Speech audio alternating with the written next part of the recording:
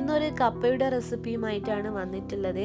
വളരെ കുറച്ച് ഇൻഗ്രീഡിയൻസ്, അതായത് നമ്മളെ വീട്ടിൽ കിട്ടുന്ന വളരെ കുറച്ച് ഇൻഗ്രീഡിയൻസ് വെച്ചിട്ടാണ് ഇത് തയ്യാറാക്കി എടുത്തിട്ടുള്ളത്. പിന്നെ ഇത് ഞാനൊരു യാത്ര പോയപ്പോൾ വഴിയിൽ വെച്ചിട്ടുള്ള ഒരു തട്ടുകടയിൽ നിന്ന് കഴിച്ചൊരു റെസിപ്പിയാണ്.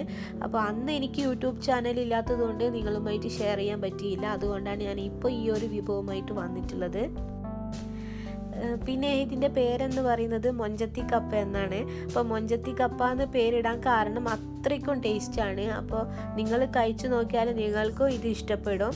അപ്പോൾ ആ ഒരു രീതി എങ്ങനെയാണെന്നുള്ളതാണ് ഞാനിന്ന് കാണിക്കാൻ പോകുന്നത്. അപ്പോൾ നമുക്ക് വീഡിയോയിലോട്ടേക്ക് പോകാം.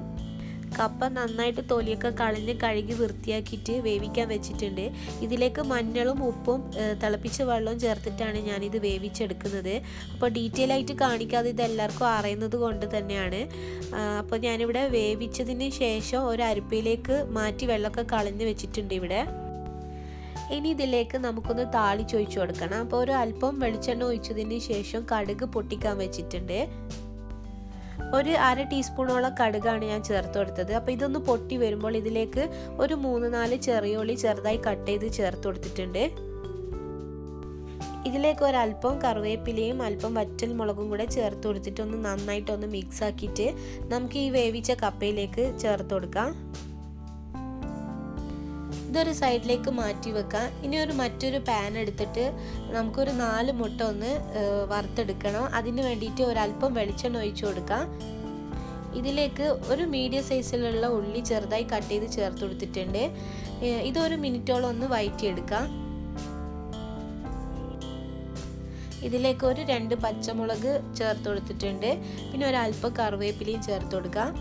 എന്നിട്ട് നമുക്ക് മുട്ട ഓരോന്നോരോന്നായിട്ട് പൊട്ടിച്ച് ഇതിലേക്ക് ചേർത്ത് കൊടുക്കാം.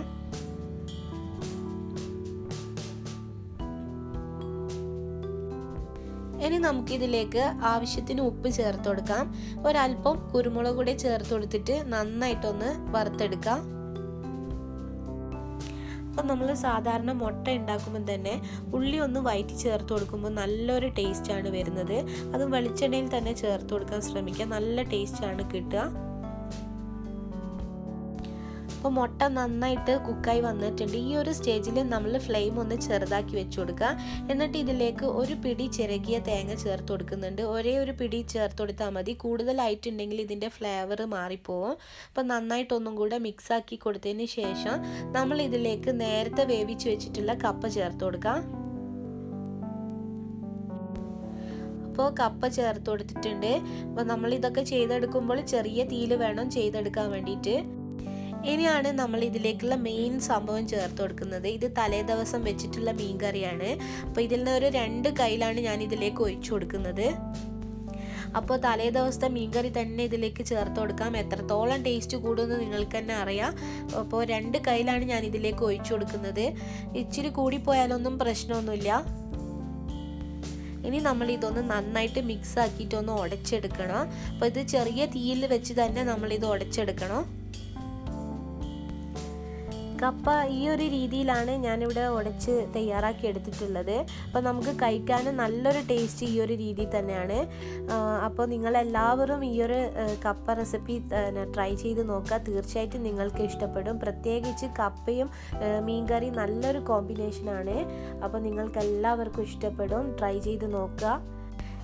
അപ്പോൾ ഈ ഒരു റെസിപ്പി നിങ്ങൾക്ക് ഇഷ്ടമായെങ്കിൽ ലൈക്ക് ചെയ്യുക, കമൻറ്റ് ചെയ്യുക. ഇനി അടുത്ത റെസിപ്പിയുമായിട്ട് വീണ്ടും കാണാം.